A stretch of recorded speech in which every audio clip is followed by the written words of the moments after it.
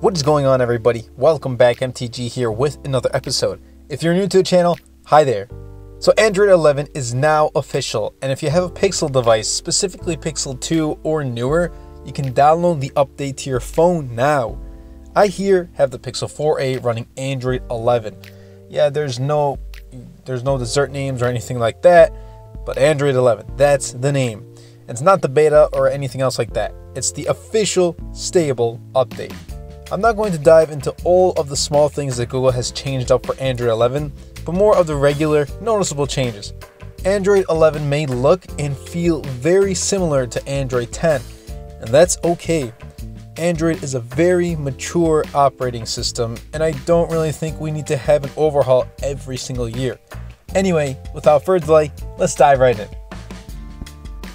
Conversation notifications. So in Android 11, there are three notification categories: conversations, alerting, and silent. The conversations section, quite obviously, houses all of your conversations. So this would mean any app where you are directly communicating with someone else, including text messages and chat apps. Chat bubbles in Android 11. Google has designed Android 11 to be all about communication, so the biggest new features all relate to notifications, chat apps, and other conversation-related systems.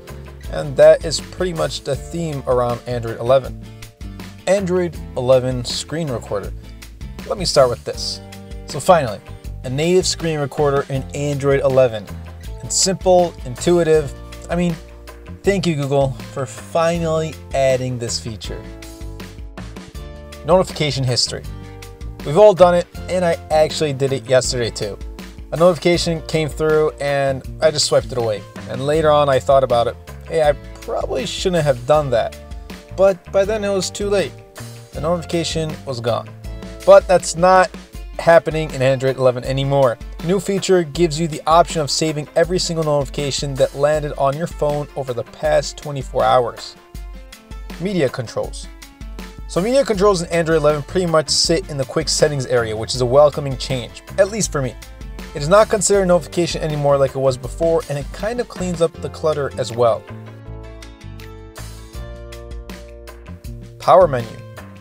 Google has added a new section in Android 11 that allows you to easily control your various devices without needing to open an app. You can hold down the power button to launch the new tool.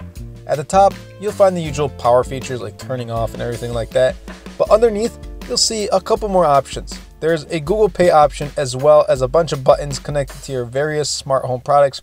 You can see I don't have those set up yet. One-time permissions and auto reset. Android 11 gives the user even more control by allowing them to give permissions only for that specific session. Android 11 will now auto reset apps you haven't used in a while. If you granted location data permissions to an app that you haven't opened up in a long time, Android will now revoke all permissions. Dark theme scheduling. On Android 11, users can now schedule the dark theme using one of two different metrics. You can schedule a dark theme to turn on or off when the sun sets or rises. And you can also set up a custom schedule for dark mode activation, whatever you want.